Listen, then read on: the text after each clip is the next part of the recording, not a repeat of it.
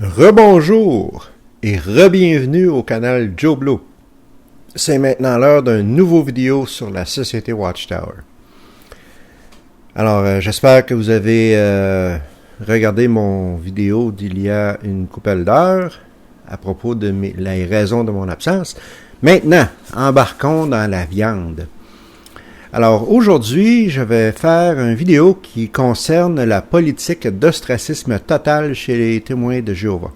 Alors, vous savez que le Collège central et la Société Watchtower ont une politique d'exclusion et d'ostracisme total envers ceux qui sont soit exclus de la religion ou ceux qui se désassocient, comme moi. Alors, il ne faut même pas regarder ces gens-là, il ne faut pas leur parler. J'en ai fait l'expérience personnellement. Souvent, lorsque je croise un témoin de Jéhovah que je connaissais très bien à l'époque où j'étais témoin de Jéhovah, c'est comme si je n'existais pas, on ne me regarde pas, on m'ignore comme si j'étais un meuble. Et tout cela vient de la politique du Collège central et de la Société Watchtower sur l'ostracisme. Alors, le Collège central se base sur la Bible pour établir cette politique qui, soit dit en passant, est relativement récente. N'en doutez pas. Vous allez voir plus loin dans la vidéo, je vais en parler, mais jusqu'en 1981, il était possible de se désassocier de la Société Watchtower et des témoins de Jéhovah sans souffrir les conséquences de l'ostracisme.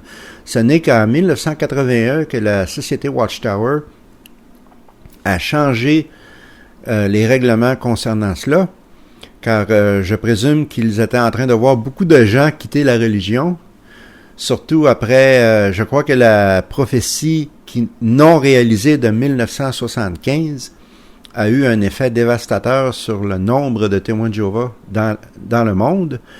Donc, le Collège central ont paniqué et ils ont probablement établi, entre autres, ce règlement-là que maintenant, quiconque se désassociait pourrait être traité de la même façon que ceux qui étaient exclus.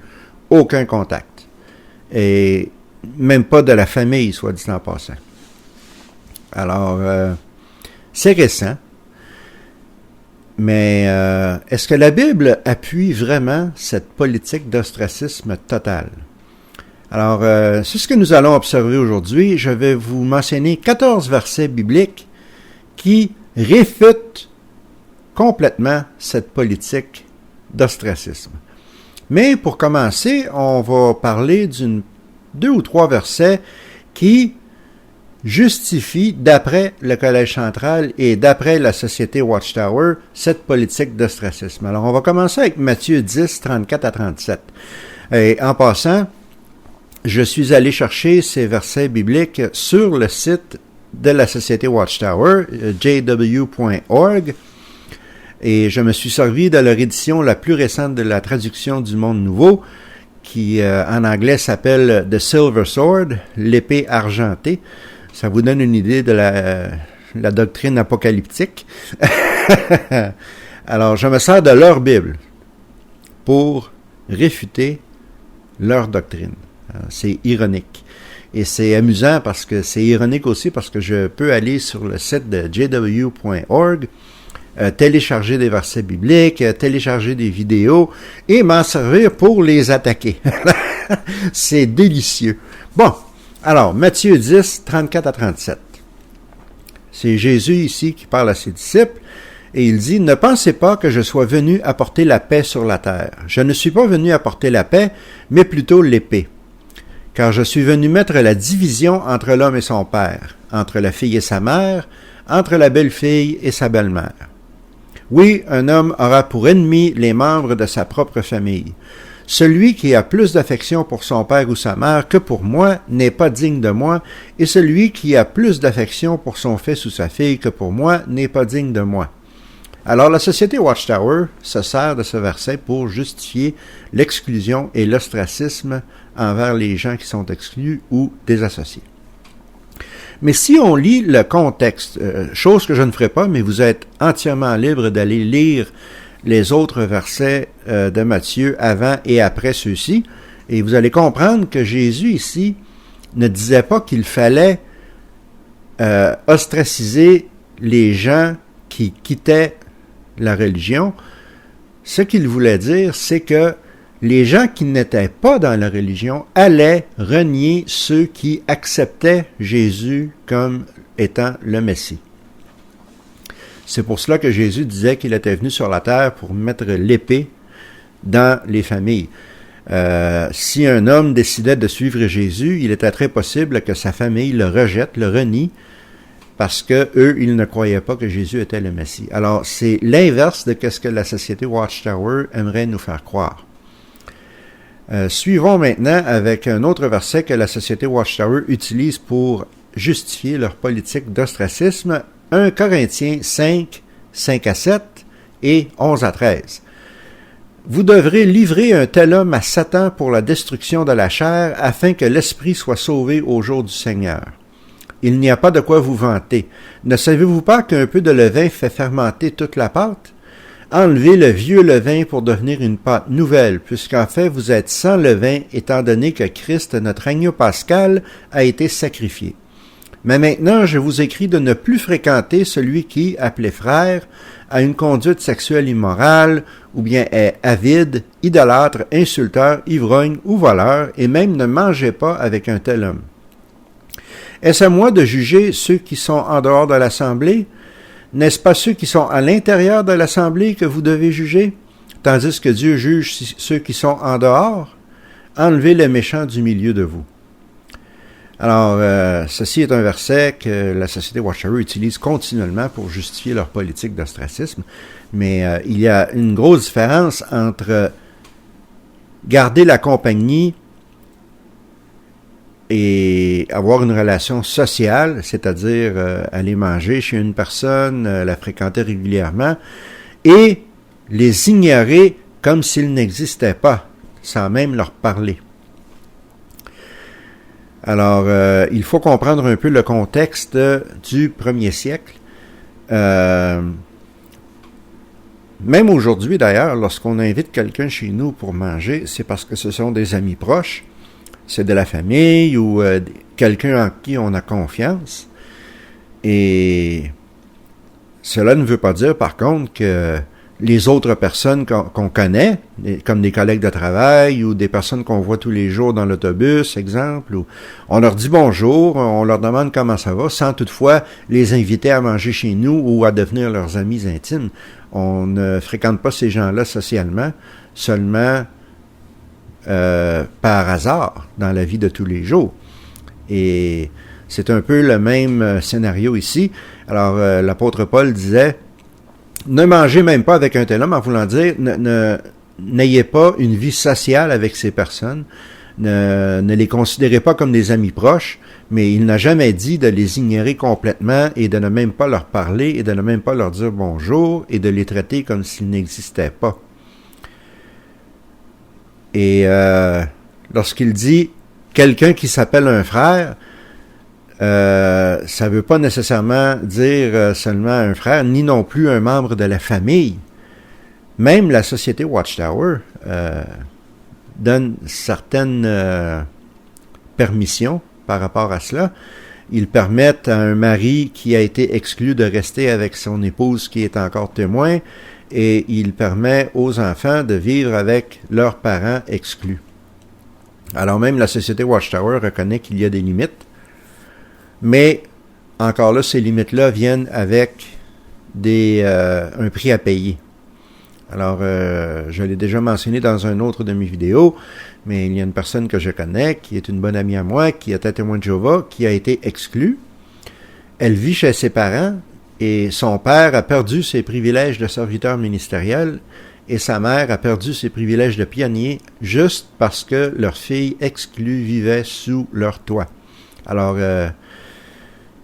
il y a toujours un prix à payer pour un témoin de Jéhovah qui veut garder une relation avec un être aimé dans sa famille qui est exclu. C'est dommage, mais c'est vrai. Plus tard, nous allons voir un verset qui réfute l'ostracisme dans 2 Thessaloniciens chapitre 3. Et nous allons voir que l'apôtre Paul met un petit peu plus de lumière sur ces versets de 1 Corinthiens 5. Et aussi, dans une autre lettre aux Corinthiens, la deuxième, il adoucit ses paroles, comme nous allons le voir bientôt. Alors finalement, un troisième verset que la société Watchtower utilise pour justifier l'ostracisme, 1 Timothée 1, verset 20. Parmi eux figurent Hyménée et Alexandre que j'ai livrés à Satan pour qu'au moyen de cette correction, il soit enseigné à ne pas blasphémer. Alors, qu'est-ce que ça veut dire, ça, livrer à Satan? Ça veut dire tout simplement que l'apôtre Paul a abandonné, il les a disciplinés et il les a laissés à leurs propres moyens, sans toutefois pratiquer un ostracisme total envers eux, comme font les témoins de Jéhovah et la société Watchtower surtout. Jamais dans le verset est-ce qu'on parle d'ignorer quelqu'un complètement. Alors, bien entendu, il y a d'autres versets que la société Watchtower utilise, comme surtout dans l'Ancien Testament, lorsqu'on parlait de lapider les infidèles. Alors, heureusement, aujourd'hui, on ne pratique plus de telles choses. Comme je l'ai mentionné dans une vidéo il y a plusieurs mois, si on se servait de la Bible pour établir un système judiciaire, on serait vraiment dans le trouble.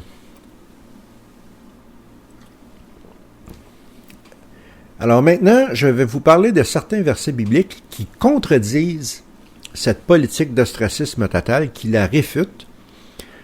Alors, il y en a plus que vous pourriez le penser, hein?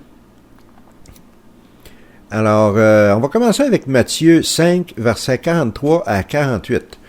Alors, c'est Jésus, une fois de plus, qui parle à ses disciples. Vous avez entendu qu'il a été dit, tu dois aimer ton prochain et haïr ton ennemi. Mais moi, je vous dis, aimez vos ennemis et priez pour ceux qui vous persécutent. Alors vous serez vraiment les fils de votre Père qui est au ciel, lui qui fait lever le soleil sur les méchants et sur les bons, et qui fait pleuvoir sur les justes et les injustes. Car si vous aimez ceux qui vous aiment, quelle récompense méritez-vous? Les collecteurs d'impôts n'en font-ils pas autant? Et si vous ne saluez que vos frères, que faites-vous d'extraordinaire? Les gens des nations n'en font-ils pas autant?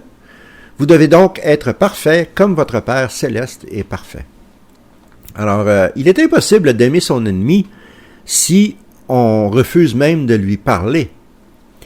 Ce verset aussi donne plus de contexte au verset à Matthieu chapitre 18, qui sera mentionné plus tard,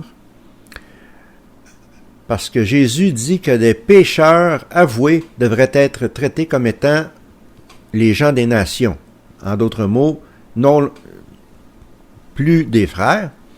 Et ici, il dit que ses disciples ne devraient prendre aucune mesure, ne devraient prendre aucune fierté à ne dire bonjour qu'à leurs frères. Alors, si vous comprenez ce que je veux dire, c'est bien beau de dire bonjour à tes frères, ça tout le monde le fait, c'est facile, mais il faut aussi que tu aimes les gens des nations.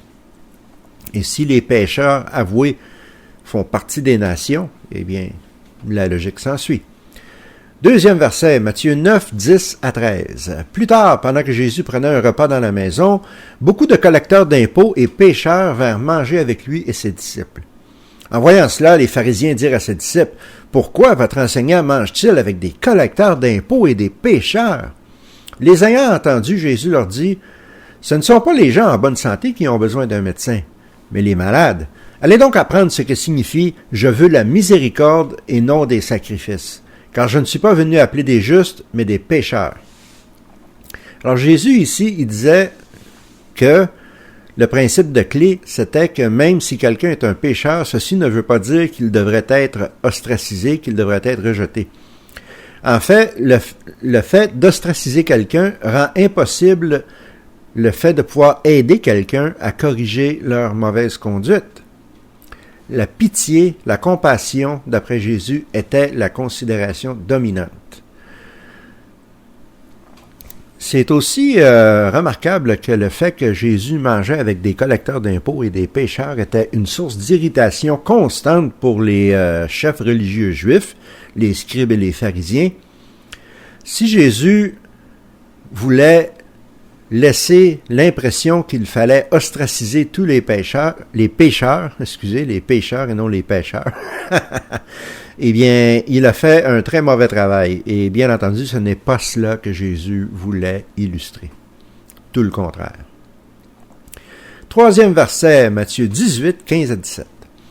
Si ton frère commet un péché, va lui expliquer sa faute entre toi et lui seul. S'il t'écoute, tu as gagné ton frère. Mais s'il ne t'écoute pas, prends avec toi 1 ou 2 personnes pour que tout fait soit établi d'après les déclarations de 2 ou 3 témoins. S'il ne les écoute pas, parle à l'Assemblée. S'il n'écoute pas non plus l'Assemblée, considère-le comme un homme des nations ou comme un collecteur d'impôts. Alors, voilà un verset que, entre autres, c'est le fameux verset que la société Watchtower utilise pour justifier la règle des 2 témoins dans les cas de pédophilie, mais je ne reviendrai pas là-dessus, j'en ai parlé déjà dans d'autres vidéos, et j'en reparlerai sûrement dans des vidéos futures, mais ce verset est intéressant, parce que comme je l'ai mentionné tout à l'heure, ici Jésus dit que les pécheurs devraient être considérés comme une personne des nations ou comme un collecteur d'impôts. Mais Jésus mangeait avec les collecteurs d'impôts et avec les gens des nations. Il a souvent mangé avec des centurions romains et d'autres citoyens de Rome. Alors, où est l'ostracisme ici? Est-ce que considérer quelqu'un comme venant des nations ou comme étant un collecteur d'impôts voulait dire qu'il fallait le rejeter et faire l'ostracisme envers lui? Absolument pas. C'était juste une manière de dire, cette personne-là a commis un péché envers toi, rejette-la. Mais ça ne veut pas dire pour autant de complètement l'ignorer et de l'ostraciser. Alors, on ne parle pas d'un tribunal non plus comme les comités judiciaires que les anciens établissent dans la congrégation pour intimider les gens qui ont soi-disant commis des péchés. L'ostracisme total dans le style de la société Watchtower n'était pas sur le menu à l'époque de Jésus, même dans les pires cas. Verset numéro 4, Luc 6, 27. Mais je vous dis, à vous qui m'écoutez, aimez vos ennemis, faites du bien à ceux qui vous haïssent. Alors, c'est assez clair. On ne dit pas d'ignorer ces gens-là, on ne dit pas de les ostraciser, on ne dit pas de ne même pas leur parler. Au contraire, on dit de les aimer et de faire du bien à nos ennemis. Je me demande, à force de lire tous ces versets dans lesquels Jésus parle, je me demande comment Jésus réagirait s'il revenait et il voyait cette politique d'ostracisme à outrance pratiquée par la société Watchtower. Qu'est-ce qu'il en penserait? Je crois qu'il serait découragé.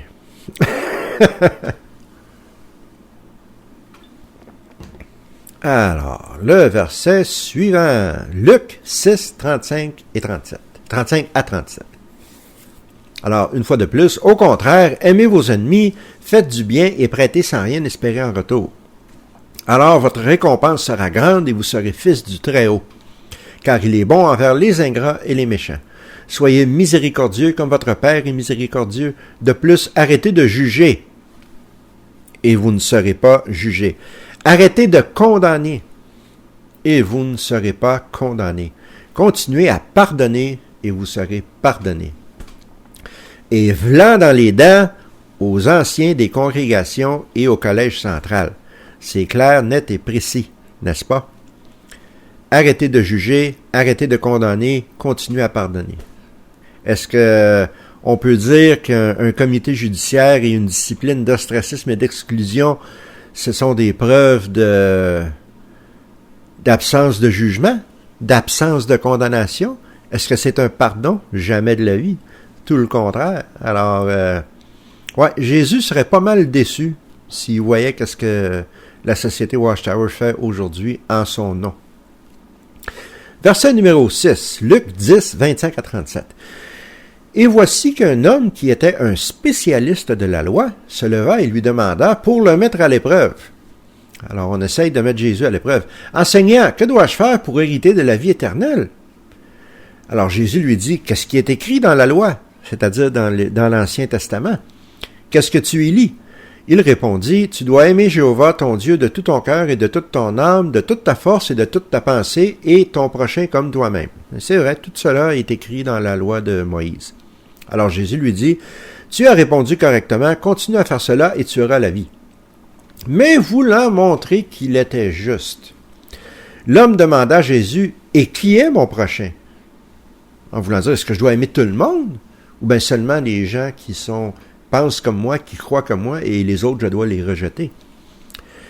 Alors Jésus lui répondit, « Alors qu'un homme descendait de Jérusalem à Jéricho, il a été attaqué par des voleurs. Ils lui ont pris jusqu'à ses vêtements, l'ont battu et sont partis en le laissant à moitié mort. Un prêtre descendait justement par cette route-là. Mais quand il a vu l'homme, il a traversé la route et a poursuivi son chemin. Puis un lévite, la classe religieuse des Juifs, est arrivé à cet endroit. Quand il a vu l'homme, lui aussi a traversé la route et a poursuivi son chemin. » Alors, une réaction comme « Ah non, non, je veux pas rien avoir à faire avec ça, il est tout nu, il est tout sale, non, moi je suis meilleur que ça, je traverse la route puis je continue mon chemin. » Mais un certain Samaritain qui passait par cette route est arrivé près de lui, et en le voyant, il a été ému de pitié. Il l'a donc approché de lui, a versé de l'huile et du vin sur ses blessures, les a bandées, puis il l'a fait monter sur sa propre bête, l'a amené à une auberge et a pris soin de lui. Le lendemain, il a pris 2 deniers, qui étaient une somme d'argent considérable à l'époque, les a donnés à l'aubergiste et a dit, « Prends soin de lui, et ce que tu dépenseras en plus, je te le rendrai à mon retour. » À ton avis, qui des 3 s'est fait le prochain de l'homme qui a été attaqué par les voleurs? L'homme répondit, le spécialiste de la loi répondit, « Celui qui s'est montré miséricordieux envers lui. » Alors Jésus lui dit, « Va, et toi, fais de même. » Alors, cette illustration, cette parabole est connue mondialement, le bon samaritain. Mais la clé de cette histoire, c'est que le prêtre et le lévite, qui étaient tous les deux de la même croyance et de la même religion que la victime des voleurs, ont traversé la route et ont continué leur chemin. Le samaritain, lui, a été ému de pitié et a aidé cette personne. Alors pourquoi est-ce que c'est si exceptionnel? Parce que les Samaritains étaient considérés comme des apostats par les Juifs. On disait que les Samaritains, c'était les pires, que c'était des pas bons, puis il fallait les rejeter. Ils n'adoraient pas Dieu de la bonne façon, en tout cas. Un peu comme ce que la société Watchtower dit à propos de nous, les apostats. Alors, c'est remarquable cette parabole. J'ai toujours aimé cette histoire. Même le pire des pires, selon la société Watchtower, est meilleur que beaucoup d'entre eux. On pourrait dire, et v'là dans les dents encore au Collège central. Alors, verset numéro 7, 2 Corinthiens 2, 1 à 7. Alors, vous vous souvenez tout à l'heure, j'ai lu le passage de Corinthiens où Paul disait qu'il fallait même pas manger avec un tel homme, enlever le méchant d'entre vous. Et qui est-ce qui allait juger les gens dans la congrégation? Ce n'est pas à nous de juger les gens en dehors, c'est Dieu qui le fera, mais les gens dedans, c'est nous autres. Alors, voici qu'est-ce qu'il dit aux Corinthiens dans sa 2e lettre, qui a été écrite après sa visite de sa première lettre. Alors, j'ai donc décidé que ma prochaine visite chez vous ne se fera pas dans une ambiance triste. Car si je vous attriste, qui pourra me donner de la joie à part celui que j'ai attristé? J'ai écrit ce que j'ai écrit dans la première lettre, pour que, lorsque je viendrai, je ne sois pas attristé par ceux qui devraient être pour moi une source de joie. Car je suis convaincu que ce qui me donne de la joie vous apporte à tous la même joie. C'est au milieu de beaucoup d'épreuves et le cœur tout angoissé que je vous ai écrit avec bien des larmes, non pas pour vous attrister, mais pour que vous connaissiez la profondeur de mon amour pour vous. Or, si quelqu'un a causé de la tristesse, ce n'est pas moi qui l'a attristé, mais bien vous tous dans une certaine mesure. Je dis cela pour ne pas me montrer trop dur. La réprimande infligée par la majorité d'entre vous est suffisante pour cet homme. Maintenant, vous devriez plutôt lui pardonner volontiers et le consoler pour qu'il ne soit pas submergé par une tristesse excessive. Je vous recommande donc de l'assurer de votre amour. Alors, on dirait que Paul ici a comme adouci ses paroles. Probablement qu'il a constaté que le résultat de ses paroles dans la première lettre aux Corinthiens avait donné des mesures excessives, probablement de l'ostracisme, de l'exclusion, de la haine même. Et il a été attristé par cela. Et dans sa 2e lettre aux Corinthiens, il a précisé ses pensées que oui, il fallait réprimander, il fallait discipliner, mais il ne fallait pas exclure, il ne fallait pas ostraciser les gens.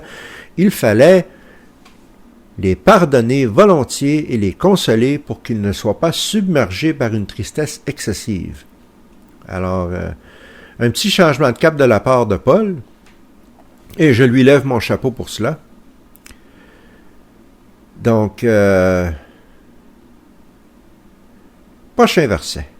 Colossiens 3, 13 et 14. Continuez à vous supporter les uns les autres et à vous pardonner volontiers les uns aux autres, même si quelqu'un a une raison de se plaindre d'un autre. Tout comme Jéhovah vous a pardonné volontiers, vous devez vous pardonner volontiers. Mais en plus de toutes ces choses, revêtez-vous d'amour, car c'est un lien d'union parfait. Encore là, cela s'explique tout seul. Est-ce que Paul dit qu'il faut ostraciser, qu'il faut renier, qu'il faut rejeter? Tout le contraire, il faut pardonner, même si on a une raison de se plaindre, il faut se pardonner volontiers les uns les autres. Et en plus, il faut se revêtir d'amour. Est-ce qu'on peut dire que la pratique de l'ostracisme est une pratique d'amour? Est-ce qu'on peut dire qu'ignorer, même jusqu'à un membre de sa propre famille, est une preuve d'amour? J'en doute. Verset numéro 9. Première lettre aux Thessaloniciens 4, versets 3 à 12. Car voici ce que Dieu veut, que vous soyez saints et que vous vous absteniez de tout acte sexuel immoral. Chacun de vous doit savoir maîtriser son corps dans la sainteté et l'honneur et ne pas céder à ses désirs sexuels avides et non maîtrisés comme ceux que les nations qui ne connaissent pas Dieu. Dans ce domaine, personne ne doit dépasser les limites et profiter de son frère, car Jéhovah inflige la punition pour toutes ces choses. Alors, qui inflige la punition? C'est Jéhovah. Comme nous vous l'avons dit précédemment et vous en avons averti. Dieu, en effet, nous a appelés non pas pour l'impureté, mais pour la sainteté. Ainsi, celui qui rejette ces avertissements rejette non pas un homme, mais Dieu qui vous donne son Esprit Saint. Cependant, pour ce qui est de l'amour fraternel, vous n'avez pas besoin qu'on vous écrive, car vous êtes vous-même enseignés par Dieu à vous aimer les uns les autres. D'ailleurs, c'est bien ce que vous faites envers les frères de toute la Macédoine. Mais nous vous encourageons, frères, à le faire toujours plus pleinement. Efforcez-vous de vivre paisiblement, de vous occuper de vos affaires et de travailler de vos mains comme nous vous en avons donné l'instruction, pour que les gens extérieurs à l'Assemblée voient que vous vous conduisez avec décence et pour que vous ne manquiez de rien.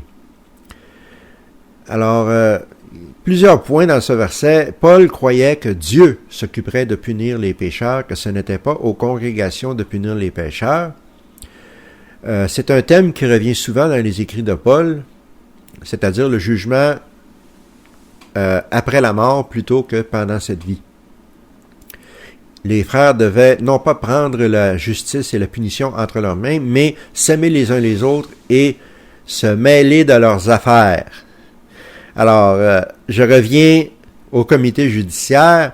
Est-ce qu'on peut dire qu'un comité judiciaire de 3 anciens qui interroge une sœur qui a peut-être commis la fornication ou l'adultère se mêle de leurs affaires? Est-ce qu'on peut dire que les questions indiscrètes, de vouloir savoir tous les détails, et je pourrais vous conter des histoires qui vous feraient friser les cheveux, mes amis? Est-ce qu'on peut dire que ça, c'est se mêler de ses affaires? Pas tout à fait, hein? Est-ce que c'est une preuve d'amour fraternel de se comporter de cette façon? Pas vraiment. Verset numéro 10, 1 Thessaloniciens 5, 14 et 15. De plus, nous vous le recommandons, frères, avertissez les indisciplinés, parlez de façon consolante à ceux qui sont déprimés, soutenez les faibles, soyez patients envers tous. Veillez à ce que personne ne rende le mal pour le mal, mais cherchez toujours à faire le bien entre vous et envers les autres. Encore là, ce verset s'explique tout seul. J'ai pas vraiment besoin d'en dire plus. 2 Thessaloniciens 3, 16 à 15. Frères, nous vous donnons comme instruction au nom de notre Seigneur Jésus-Christ de vous éloigner de tout frère qui se montre indiscipliné au lieu de suivre la tradition que vous avez reçue de nous. Or, nous apprenons que certains se montrent indisciplinés parmi vous, qu'ils ne travaillent pas du tout, mais se mêlent de ce qui ne les regarde pas. Ça serait-tu les anciens, ça? Non, non. À ces gens-là, nous adressons cet ordre et cette exhortation dans le Seigneur Jésus-Christ, qu'ils travaillent paisiblement et mangent la nourriture qu'ils auront gagnée eux-mêmes. Quant à vous, frères, ne renoncez pas à faire le bien. Mais si quelqu'un n'obéit pas à ce que nous disons dans cette lettre, notez-le et cessez de le fréquenter pour qu'il ait honte. Ne le considérez pas pour autant comme un ennemi, mais continuez à l'avertir comme un frère. Alors ça, c'est un verset que la Société Watchtower se sert pour la pratique de noter quelqu'un. Alors cela m'est arrivé à moi. Effectivement, on n'arrête pas de parler à ce frère-là ou à cette sœur-là, on lui dit bonjour, etc., mais on ne l'invite plus à souper chez nous, on le fréquente plus dans le porte-à-porte, etc., etc. Encore là, je suis pas entièrement d'accord avec cette pratique, mais c'est toujours mieux que l'exclusion. Le Collège central dit que 2 Thessaloniciens 3, c'est pour noter les gens, et que 1 Corinthiens chapitre 5, c'est pour exclure. Mais si on regarde les pratiques qui sont condamnées, ce sont exactement les mêmes pratiques. On parle d'immoralité sexuelle, de gloutonnerie, d'indiscipline, etc., etc.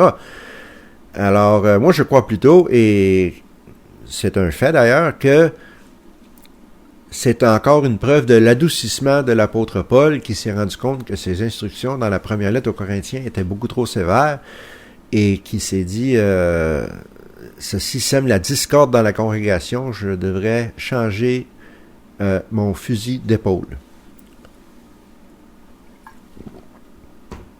Alors, il accentue le pardon, il accentue l'aide, les recommandations de ne pas s'associer avec des gens qui sont indisciplinés s'appliquent aux comportements qui sont décrits dans 1 Corinthiens et dans 2 Thessaloniciens, dans le verset 14 du même chapitre. Alors, on ne peut pas dire que ce verset-là appuie l'ostracisme. Hein? C'est au contraire, c'est encore une réfutation.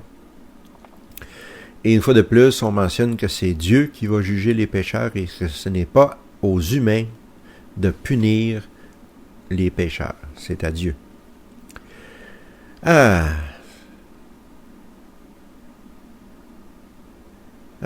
on va au verset suivant, 1 Timothée 5:8. En effet, si quelqu'un ne subvient pas aux besoins des siens et surtout de ceux qui vivent sous son toit, il a renié la foi et il est pire qu'une personne sans foi. Bon, pourquoi est-ce que je mentionne ce verset?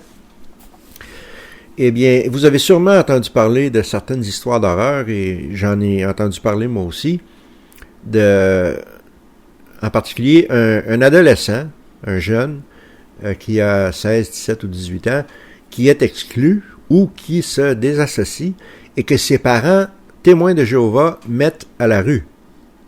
Alors ils lui disent, tu ne peux plus vivre sous notre toit, va-t'en, on veut plus te voir, on veut plus te contacter, on veut plus te parler. Est-ce qu'on peut dire que cela, c'est subvenir aux besoins de sa famille? Et je ne parle pas seulement de besoins physiques, comme l'alimentation et le toit par-dessus la tête. Je parle de besoins émotionnels aussi, de besoins d'amour, de besoins d'affection.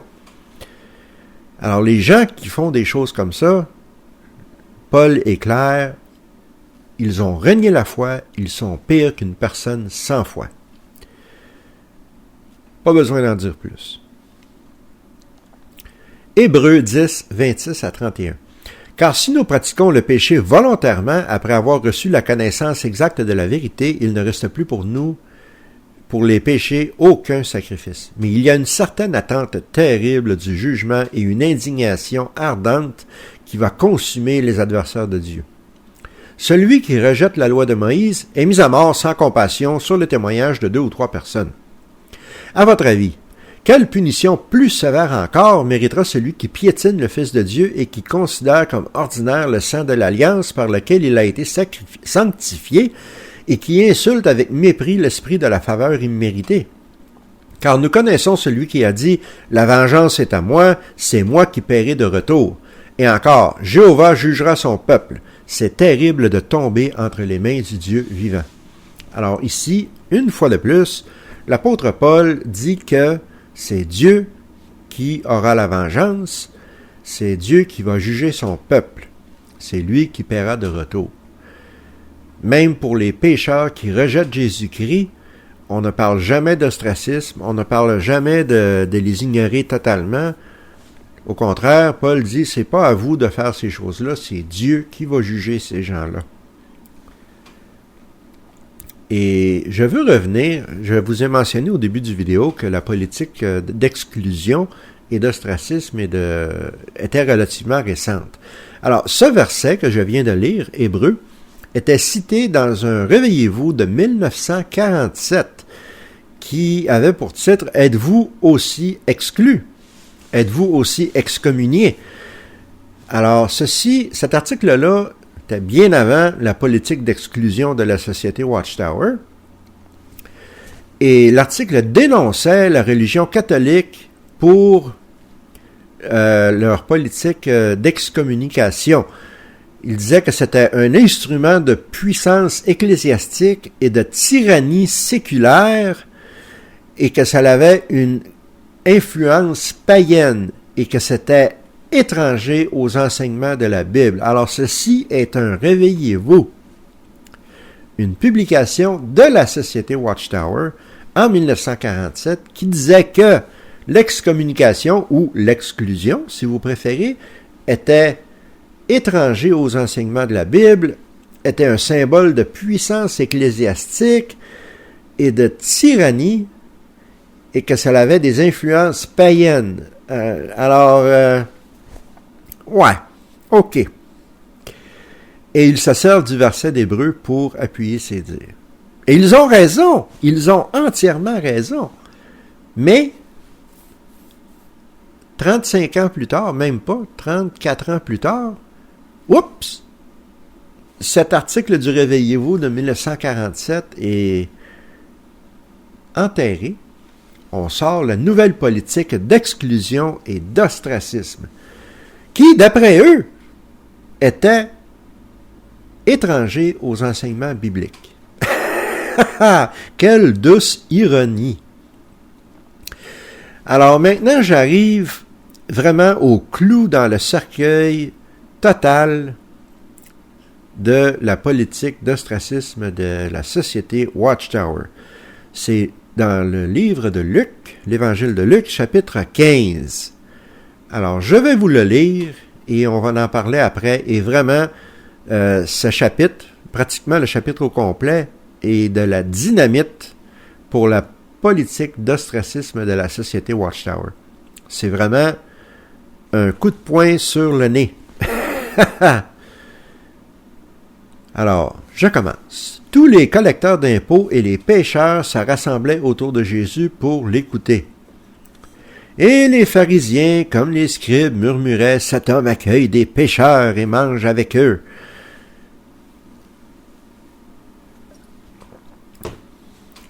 Alors Jésus dit, « Un homme avait 2 fils. Le plus jeune dit à son père, « Père, donne-moi la part d'héritage qui devait me revenir. » Alors le père a partagé ses biens entre ses fils. Quelques jours après, le plus jeune a pris tout ce qui était à lui et il est parti dans un pays lointain. Là, il a gaspillé ce qu'il avait en menant une vie de débauche. Quand il a eu tout dépensé, une dure famine a frappé ce pays et il s'est retrouvé dans le besoin. Il est allé jusqu'à se faire embaucher par des citoyens du pays qu'il a envoyés dans ses champs pour garder les porcs. Alors on sait, pour un juif, les cochons et les porcs, c'est des animaux impurs. Alors, je veux juste mettre ça en valeur pour comprendre à quel point c'était humiliant pour ce jeune homme d'être obligé de s'occuper d'un troupeau de cochons. Il aurait bien voulu se nourrir des gousses de caroubier que les porcs mangeaient, mais personne ne lui donnait quoi que ce soit. Quand il a retrouvé la raison, il s'est dit « Tous les employés de mon père ont largement à manger, tandis que moi je suis ici en train de mourir de faim. Je vais partir, je vais retourner chez mon père et je lui dirai « Père, j'ai péché contre le ciel et contre toi. Je ne suis plus digne d'être appelé ton fils. Fais de moi l'un de tes employés. » Il s'est donc mis en route pour retourner chez son père. Alors qu'il était encore à une bonne distance, son père l'a aperçu et a été ému de pitié. Il a couru vers lui, l'a pris dans ses bras, l'a embrassé tendrement. Son fils lui a dit « Père, j'ai péché contre le ciel et contre toi. Je ne suis plus digne d'être appelé ton fils. » Mais le père a dit à ses serviteurs « Vite, apportez un beau vêtement, le plus beau, mettez-le lui. Mettez-lui aussi une bague au doigt et des sandales aux pieds. Et amenez le veau engraissé, tuez-le, mangeons et faisons la fête. Car mon fils que voici était mort, mais il est revenu à la vie. Il était perdu, mais le voilà retrouvé. » Alors, quelle histoire, quelle belle histoire. Quand on lit ce chapitre-là de Luc, c'est vraiment, comme je le disais tout à l'heure, c'est de la dynamite pour la politique d'ostracisme, pour plusieurs raisons. Et c'est rare d'ailleurs que la société Watchtower se sert de ce verset biblique pour appuyer sa politique d'ostracisme. Il y a des bonnes raisons pour ça. Alors, Jésus a dit cette parabole. Il décrit un fils qui revient seulement après avoir dépensé tout son héritage. Il n'y avait plus un sou. Il était dans la misère. Il s'occupait de porcs, une chose humiliante et impure pour un juif de l'époque. Et à ce moment-là, il a décidé de revenir à son père. Alors, si quelque chose comme ça arrivait aujourd'hui dans une congrégation, si un frère ou une sœur avait été exclu ou avait commis un péché et revenait parce qu'ils étaient dans la misère, ils s'étaient fait prendre ou quelque chose, les anciens refuseraient de le pardonner parce qu'ils diraient qu'il manifeste une tristesse du monde. C'est-à-dire non pas qu'il se repentait parce qu'il avait péché, mais il était triste parce qu'il s'était fait prendre. Alors les anciens n'accepteraient pas cette repentance. Alors, c'est effectivement ce que le Fils de l'homme, et vous connaissez tous le titre de cette histoire, c'est le Fils prodigue, ok? Pas besoin de vous le dire. Alors, le Fils prodigue est revenu vers son père, non pas parce qu'il avait honte de la façon qu'il avait traité son père, mais parce qu'il n'y avait plus d'argent, il n'y avait plus rien à manger, il était dans la misère. Il avait honte jusqu'à un certain point, mais il était prêt à devenir un simple employé juste pour être capable de manger. Ses raisons étaient mondaines et non spirituelles. Mais le père est venu embrasser son fils tendrement après l'avoir vu de loin. Le fils n'avait pas eu le temps de dire quoi que ce soit à son père. Le père ne savait pas, ne pouvait pas savoir si son fils était sincèrement repentant ou non, mais c'était pas important. Son fils était mort et il était revenu à la vie et le père était prêt à le pardonner immédiatement. Alors voilà ce que le chapitre 15 de Luc fait pour la politique d'ostracisme. Elle l'assomme, elle la détruit complètement. C'est une de mes histoires préférées dans la Bible, pour des raisons évidentes. Alors, cette politique d'ostracisme est cruelle, n'est pas basée sur la Bible, et en plus, ce n'est même pas bon pour la société Watchtower. Si la société Watchtower décidait du jour au lendemain d'arrêter la politique d'ostracisme, c'est-à-dire si la société Watchtower disait « OK, même si vous êtes exclu ou même si vous vous êtes désassocié, vous pouvez tout de même fréquenter les autres frères puis les autres sœurs, vous pouvez avoir des amis dans les témoins, etc. » C'est sûr qu'il y aurait beaucoup de témoins qui s'en iraient, qui voteraient avec leurs pieds, comme on se dit, parce que il y a plusieurs milliers dans le monde, plusieurs centaines de milliers, je suis convaincu, qui restent seulement parce qu'ils ne veulent pas perdre le contact avec leurs amis et leur famille. Ce sont des PIMO, comme on dit, c'est une expression, un acronyme anglophone, physically in, mentally out, c'est-à-dire physiquement dedans, mentalement sorti. Alors, si on leur disait qu'ils pouvaient s'en aller sans conséquence d'ostracisme, ils s'en iraient. Et il y aurait une baisse, mais la Société Watchtower et le Collège central pourraient être sûrs que ceux qui restent, ce sont des vrais fidèles. Et aussi, la Société Watchtower perdrait beaucoup de leur statut de culte, car ce sont surtout les cultes et les sectes qui ont ce genre de pratique d'exclusion. Mais la Société Watchtower n'est pas à la veille de changer son fusil d'épaule là-dessus. Ils ont hérité cela du Collège central des années 80 et ils vont continuer à réenforcer cette règle.